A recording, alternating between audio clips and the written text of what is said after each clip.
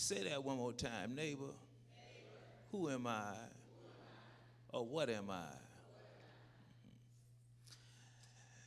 The church of God is a church, or it's supposed to be a church of refuge. The church of God is supposed to have more disciples than Christians.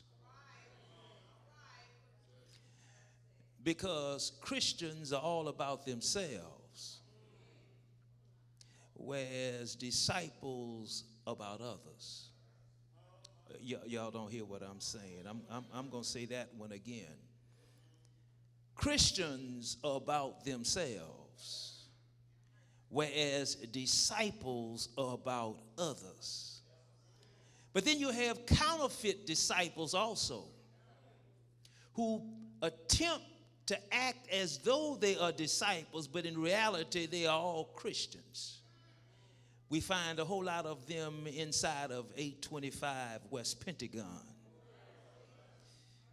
I don't want to mess nobody's mind up this morning, but the fact of the matter is that unless we have more disciples, I mean real disciples, not so-called disciples, but unless we have real disciples in this day and time, I'm mighty afraid that a whole lot of us gonna be lost.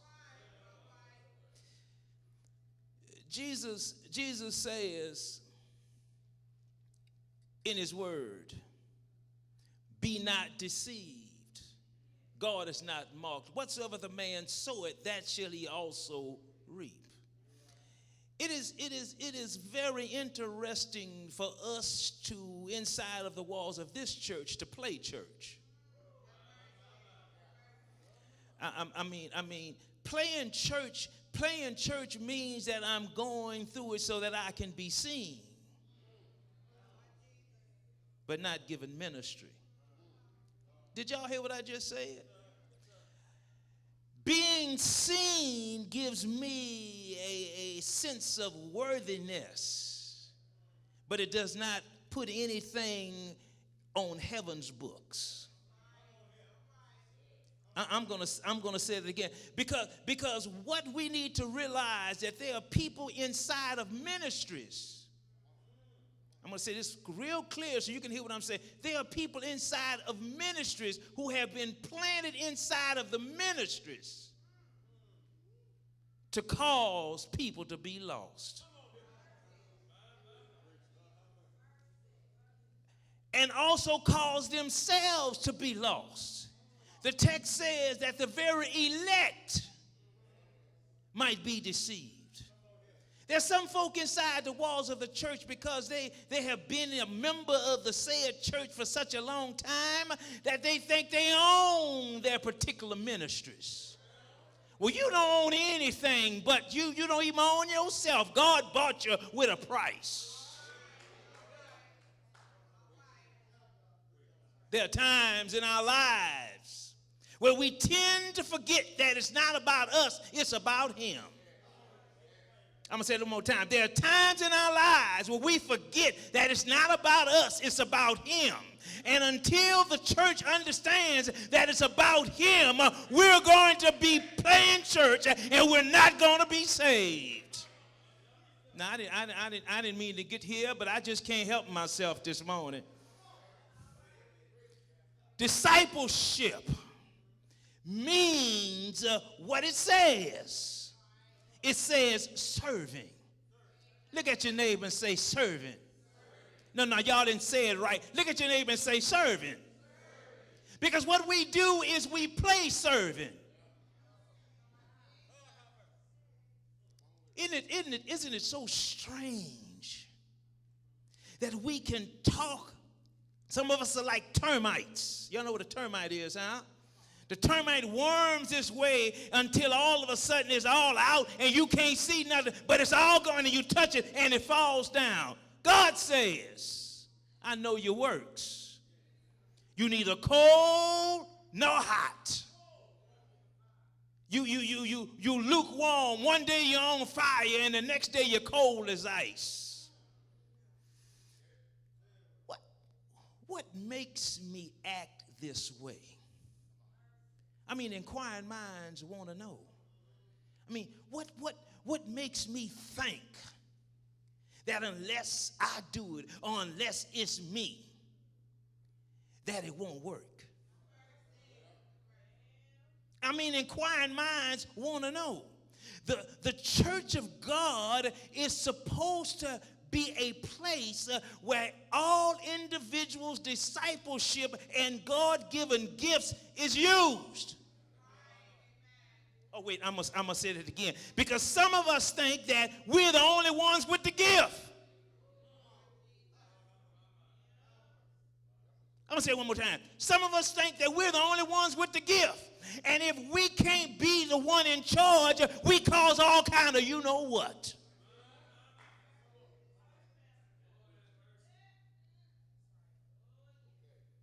And we think we're servants of the Most High God. The question then comes up in my mind, what do I do? Because I'm a person who tells it like it is. And some of y'all write the conference and call the conference, and I don't even care. You talk about the envelopes still here. They send the auditors over here to see if we're stealing, but they still here, and they can't find nothing. Facts about it, they owe us.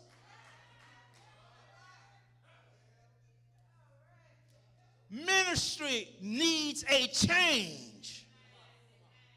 Ministry needs a change. A change in what? Change in theology? Change in how we do it. Oh, I'm trying to help somebody. God says, if Jesus came to this earth right now, I wonder would he be a member of the Faith Temple Church? The answer is no. Do you know why? Because y'all would run him out. They'd run him out. Why would they run him out? Because he eats with sinners. He goes to the bar.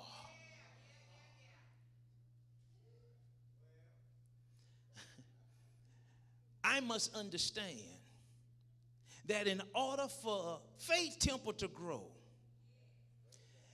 do you realize that there are people inside the walls of this church that we ourselves are holding back?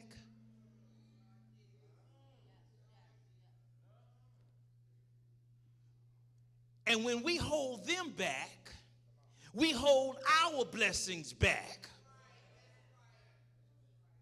And when we hold our blessings back, guess who can't get here? The God who we are waiting on to show up. Isn't it strange where we can talk about everybody else but talk about ourselves? Isn't it strange? Isn't it, I mean, come on now. Come on, talk to me. Isn't it strange that we can talk about everybody else but ain't nothing wrong with us? We can make the pastor the main conversation of the table.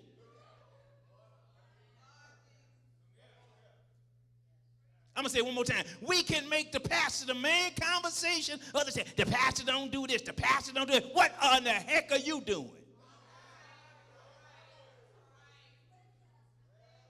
What are you doing in the midnight hour? Are you praying? What are you doing when somebody gets sick and I'm up at the hospital? What are you doing? When was the last time you brought somebody to Christ and made sure they stayed here instead of trying to run them out? Or y'all don't have to talk if you, but I'm talking about what I'm trying to shake it and bake it and rock it and loose it just like it ought to be.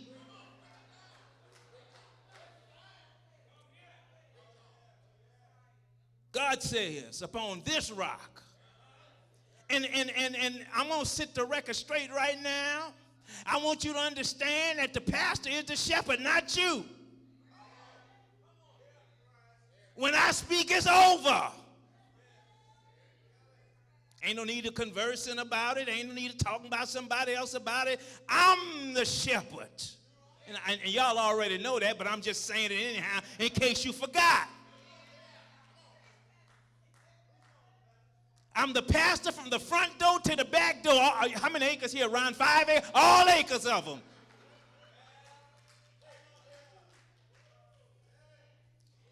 And unless we understand to come together and to do what God says to do, he is not going to bless us like he can.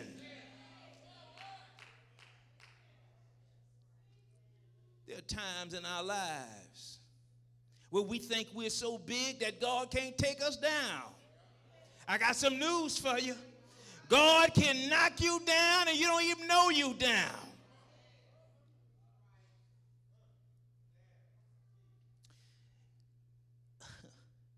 The very elect. So can I just ask, I'm going to ask some of these elders right quick. What does very elect mean to you, Steve? What? Saints of God. David, what does very elect mean to you? Michael, what does it mean to you? Mendel, what does it mean to you?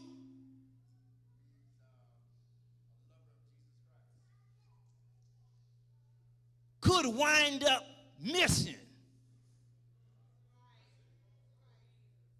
Robert, what does it mean to you?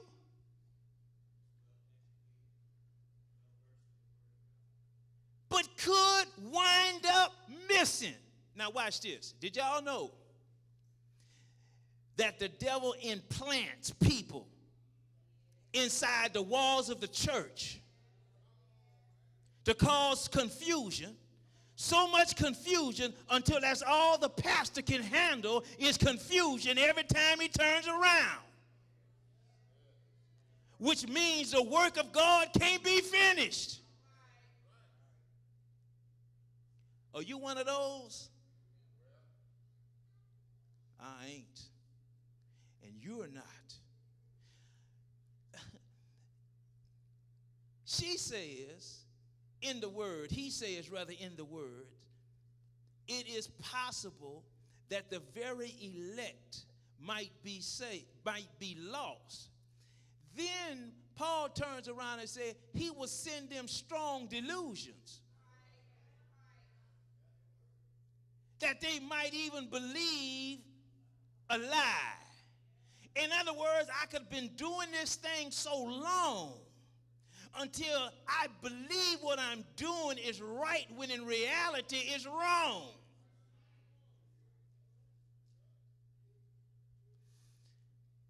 Do y'all know we live in the end of time? I mean, how many really know that? No, if you watch this, if you know this, then why aren't you acting like that? We are living in the end of time. And listen at this good. There can be a council, and I'm just imagining. That's all I'm doing. I'm just imagining. Do you realize that the devil never sleeps? Did y'all know that? He don't ever sleep. And he gets in a council. Do y'all know what the council is all about? It's about you and me and the church. And in my mind's mind, when he started talking about the church, they begin to talk about they ought to do this and they ought to do that and then one person raises his hand and say, we don't need to waste our time with them. They're already doing it for us.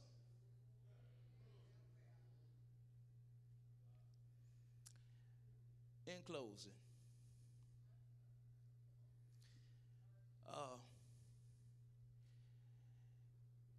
there is a train, and the train has believers on the train. There are believers on the train. And the train is moving fast. And it's fast, fast, fast. And it's packed with people. And they think that they're on their way to heaven. They think that they're on their way to glory. And they're shouting and clapping. And an angel takes someone to the front of the train to see who the engineer is. And to their dismay, the engineer is the devil. Did y'all hear what I just said? There's another group of people. It seems as though they are climbing a mountain. And there's darkness all around, but as long as they keep their eyes ahead, there's this bright light. Trials and tribulations come their way.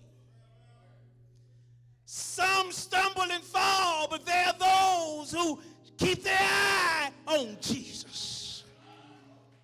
It was like Peter was walking on the water. As long as he kept his eye on Jesus, he was walking like a pedestrian on a city sidewalk. But when he took his eye off Jesus, he started sinking. But he cried out, "Lord, have mercy." And he got up, and it's that crowd on that mountain. They're going to have some trials, and they're going to have some tribulations, but they're going to keep their eye on Jesus Christ. Is anybody in here, no matter what goes on, I'm going to keep my eye on Jesus. I'm going to keep my mind on Jesus. I'm going to stay steadfast. Though the billows roll, I'm going to keep my mind on Jesus. Because I know beyond a shadow of a doubt, whatever takes place in my life, I know that he's able. Oh, ain't he able? I know I just say the bad word, but ain't he able? Oh, ain't he able? I know he's able. He'll make a way out of no way. Ain't he able? He's my God yesterday, today, and tomorrow. Oh, ain't he able? He's able. He's able to keep you from falling. Oh, yes, he's able. In church, I may not possess houses and land, but I know one thing, that my God is real. He's real in my soul. He's real in my soul. I know he's real. Tell this little story, and I'm going to get ready, because we got to get ready for this funeral. Crystal must have been about 9 or 10 years old, and had it in my hand, and she wanted some candy. And she got the candy, didn't have a dime in her pocket. Piled up, threw it in the basket. You know how kids do. And we got to the counter, and she had to stand on the top of the little rail to bend into the basket to get her candy. And I noticed everything else was going on the belt to be paid, but Crystal was holding on to her candy. And